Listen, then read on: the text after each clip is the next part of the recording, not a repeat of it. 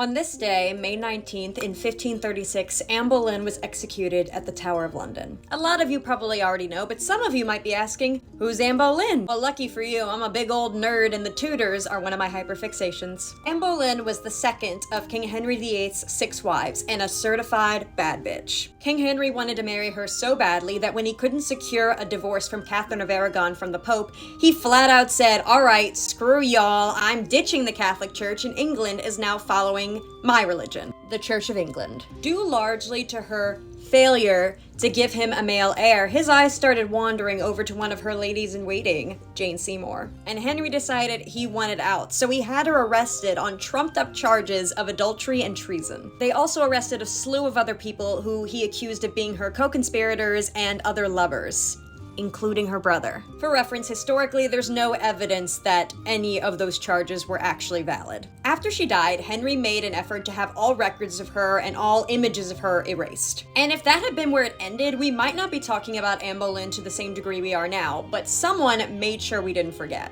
And that was her daughter, who I'm sure most of you are familiar with, Elizabeth I.